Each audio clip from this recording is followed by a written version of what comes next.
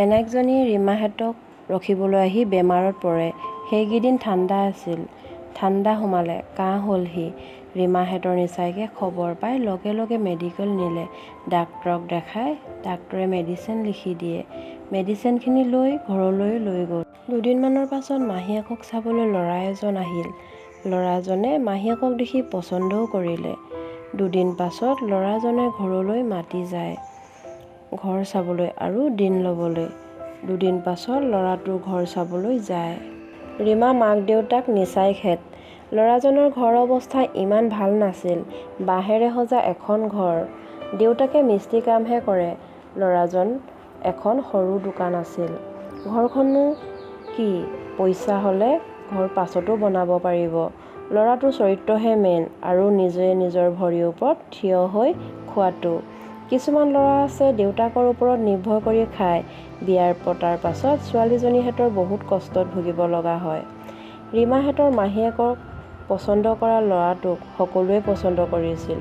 ঘৰ দুৱাৰৰ লগত কাৰো মতলব নাছিল। কাৰণ ল'ৰাটো ঠাণ্ডা, গহীন গম্ভীৰ, কথা বতৰাবোৰ ভাল, বুজি পোৱা ল'ৰা, কষ্ট কৰি খাব পৰা ল'ৰা। বিয়া পাতিব পৰা উপযুক্ত বয়সো হৈছে। ল'ৰাটোৰ ঘৰৰ মাটি বাৰী বহুত আছে। খেতি কৰিয়ে খাব পাৰিব। মাক দেউতাকেও বহুত ভাল। সেয়েহে বিয়াৰ দিন লয়। সকলোৱে আলোচনা কৰি খাই বৈ ঘৰলৈ আহে। ঘৰতো মানুহবোৰৰ লগত আলোচনা কৰে। ৰীমা পুঠাকৰ গাটো অলপ বেয়া আছিল। পুঠাক যোৱা নাছিল ল'ৰাটোৰ ঘৰ চাবলৈ। ল'ৰাটো পুঠাকেও বহুত পচন্দ কৰিছিল। মাহীয়েকক চাবলৈ আহোঁতে কথা পাতোঁতে গম পাইছিল ছোৱালীজনীক যে সুখতে ৰাখিব বুলি। দুদিনমানৰ পাছত পুঠাকৰ গাটো বেছি বেয়া হ'ব ধৰিল। সীমা পুঠাকৰ ঘৰতে আছিল। পুঠাকে সেইদিনা ৰাতি সীমাকে বিচাৰি আছিল। সীমা শুই আছিল। আপায়েকে সীমাক তুলি পুঠাকৰ ওচৰত লৈ আহিল। পুঠাকে পানী খাব বিচাৰিছিল। আপায়েকে সীমাকে পানী খুৱাই দিব দিছিল। অলপ সময় পাছত পুঠাকজন মৃত্যু হ'ল। লখিমীহঁতক খবৰ দিয়ে। লখিমীয়ে খবৰটো পাই দুখত ভাগি পৰিছিল। দেউতাকৰ পৰা এষাৰ মাতো নাপালোঁ বুলি। মাক দেউতাকৰ জেগা কোনেও পূৰাব নোৱাৰে। মানুহ নাই বুলিয়ে একেবাৰে নোহোৱা হৈয়ে যায়। মোৰ ঘৰত ইমান বছৰ এসাঁজ ভাতো নাখালে। মা দেউতাৰ মনত কষ্ট দি আহি আজি মই কিমান কষ্টত আছোঁ মইহে জানো। মোৰ অৱস্থা আজিলৈকে কোনেও বুজি নাপালে। মোক জন্ম দিয়া মা দেউতাক এৰি গোটেই জীৱনলৈ মানুহজনলৈ আহিলোঁ। মা দেউতাই জন্ম দিয়াৰ পৰা কিমান কষ্টত কৰি ডাঙৰ কৰিলে। মা দেউতাক মনত দুখ দি তেওঁৰ লগত সংসাৰ কৰিলোঁ। আমাৰ পৰিয়াল হ'ল। তথাপিতো মানুহজনে মোক বুজিবলৈ চেষ্টাই নকৰিলে। তেওঁৰ মতে মদ আৰু বন্ধুবোৰহে আপোন। লখিমীয়ে কান্দি আছে। দেউতাকৰ খবৰ পাই তাইক দেউতাকে বহুত মৰম কৰিছিল। তাই বুকুখন উদং হৈ গ'ল। লখিমীয়ে ৰন্তুক আৰু ৰীমাক লৈ দেউতাকৰ ওচৰত যাব লয়। সীমাটো তাতেই আছে। লখিমী মানুহজনো পাছে পাছে আহে। ঘৰ পাই দেউতাকক সাবটি চিঞৰি চিঞৰি কান্দে। কিয় আমাক এৰি গুচি গ'লা? এষাৰি মাতো নাপালোঁ বুলি। নিয়ম নীতিবোৰ হ'ল। পাছদিনা সীমাৰ মাহীয়েকৰ বিয়া ঠিক কৰা মানুহবোৰো আহিল। খবৰ পাই ঘৰৰ সকলোৱে বিয়াখন কেঞ্চেল হ'ব বুলিয়ে ভাবিছিল। কাৰণ নিজৰ দেউতাক ঢুকাইছে।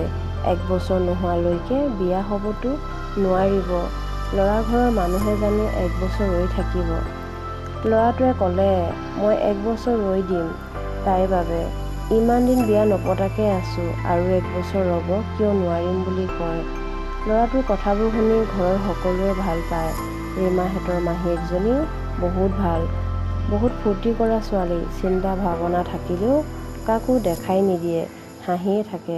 সকলোৰে লগত মিলি যায়। লখিমী অলপ বেলেগ, গহীন গম্ভীৰ আৰু মানুহক টানকৈ একো কথা ক'ব নোৱাৰে আৰু কাৰো কথা পেলাবও নোৱাৰে। লখিমীয়ে 12 বছৰ বয়সৰ লৈকেহে সুখত থাকিব পালে। মাক দেউতাকৰ ককায়েকৰ ভনীয়েকৰ মৰমত ডাঙৰ হৈছিল। 12 বছৰ বয়সত তুলনি বিয়া হৈছিল। তুলনি বিয়া হোৱা 3 মাহমানৰ পাছতেই ৰীমা দেউতাকলৈ পলাই গ'ল। যোৱাৰ দিনাৰ পৰাই কেৱল দুখ, দুখত চকুৰ পানী। কিমান সহ্য কৰিব? শাহুৰ শহুৰ মানুহজনৰ ল'ৰা ছোৱালী সকলোৰ পৰা চকু পানী টুকুতেই দিন গৈছে। লখিমী ককায়েক 4জন, ভনীয়েক এজনী। আটাইকেইটাই বহুত মিলামিছা বহুত মৰমত ডাঙৰ হৈছিল। সেই মৰমবোৰ চিৰজীৱন বাৰু থাকিবনে? সকলোৱে নিজৰ নিজৰ সংসাৰ হ'ল। লখিমীয়ে ভাবি আছে, আমাৰ মা দেউতা মৰি গ'ল, ককাই ভাই ভনী মৰমবোৰ আগৰ দৰে থাকিবনে বাৰু? কিছুমান মাক দেউতাক থকালৈকে সম্পৰ্কবোৰ ভালেই থাকে। মাক দেউতাক নথকাৰ পাছত উলিয়াই দিয়া ছোৱালীবোৰৰ অস্তিত্বই নাইকিয়া হৈয়ে যায়। ভাবিলে আচৰিত কথা যেন লাগে। কাৰণ জন্ম হোৱা নিজৰ ঘৰখনত একো মূল্যই নাথাকে। ছোৱালীবোৰ পৰ হৈয়ে যায়। জন্ম একেজন মাক দেউতাকেই দিয়ে। ছোৱালীবোৰক কিয় মাকৰ ঘৰত সম্পত্তিবোৰ অধিকাৰ নাইকিয়া হয়? ল'ৰাবোৰে সম্পত্তি পায়, ছোৱালীবোৰে যৌতুকত সকলোবোৰ বস্তু পাব লাগে। কিন্তু কিছুমানে পায়, কিছুমানে নাপায় পৰিস্থিতিত পৰি। সকলোবোৰৰ অৱস্থা ভাল নহয় বাবে। মাক দেউতাকৰ বেমাৰ আজাৰ হ'লে কিছুমান ল'ৰাই দেখোন নাচায়, ছোৱালীয়ে চাব লগা হয়। কিছুমান ল'ৰা ছোৱালী দুয়োটাই চায়। কিছুমান ল'ৰা থকা স্বত্বেও মাক দেউতাকক আলৈ আথানি কৰে। কিছুমান বৃদ্ধাশ্ৰমত থাকিব লগা হয়। কিছুমান ছোৱালী বিয়া দিয়াৰ পাছত জোৱায়েকৰ ঘৰত থাকে। কিছুমান ছোৱালী মানুহজনে চাকৰি নকৰে, পইচা নাথাকিলেও ধাৰ কৰি সুতলৈ পইচা আনি হ'লেও চায়। ছোৱালীয়ে মাক দেউতাকক কেতিয়াও বেয়া নাপায়, গাৰ অংশ বুলি ভাবে। ছোৱালীয়ে বিয়াৰ পাছত স্বামীক পালেও স্বামীৰ স্থানত স্বামীকে ৰাখে আৰু মাক দেউতাকৰ স্থানত মাক দেউতাকক ৰাখে।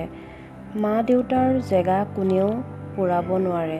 ছোৱালীয়ে বিয়াৰ পাছত নিজে সন্তান জন্ম দিয়ে বাবে মাতৃৰ মমতাখিনি বুজিব পাৰে। ল'ৰাবোৰে বুজিব নোৱাৰে। সিহঁতৰ দায়িত্ববোৰ বেলেগ বেলেগ আৰু বাই ভনী মৰমবোৰ বেলেগ বেলেগ। ভাল বেয়া কথাবোৰ শ্বেয়াৰ কৰিব পাৰে বান্ধৱীৰ দৰে। বিয়াৰ পাছত নন্দা পায়, কিছুমানে জায়েক পায়, কিছুমানে বাই শাহু পায়। নন্দা হওক বা জায়েকে হওক বা বাই শাহুৱে হওক, কেতিয়াবা ভুলতে ভুল হ'লেও বেয়া পোৱাপি হয়, বুজি নাপায়, কথাবোৰ ধৰি থাকে। কিছুমানে কাজিয়া কৰে নমতাকে থাকিব পাৰে। কিন্তু নিজৰ তেজৰ সম্পৰ্কবোৰে কেতিয়াও ধৰি নাথাকে, অলপ সময়হে নমতাকে থাকিব পাৰে। 1 বছৰ পাছত লখিমী ভনীয়েকো বিয়া হৈ গ'ল। বিয়াখন ধুমধামেই পাতিলে, কাৰণ লখিমী ককায়েকৰ চাকৰি হ'ল। ভনীয়েকক যৌতুকত সকলোবোৰ বস্তুৱেই দিয়ে। ভনীয়েকে যে ঘৰৰ পৰা চাই দিয়া ল'ৰালৈ বিয়া হ'ল বাবে। তাতে ককায়েকে ভাল চাকৰিয়ে কৰে। লখিমী অলপ দুখ লাগিছিল, কাৰণ তাই যৌতুকত তেনে বস্তু দিয়া নাছিল। তাই নিজকে নিজে সান্তনা দিয়ে, মোৰ কপালখনে বেয়া বুলি। লখিমীক ঘৰৰ মানুহে সান্তনা দিছিল। লখিমীৰ লগত একো দিয়া নাছিল বাবে ছোৱালী দুজনীৰ লগতে যৌতুকত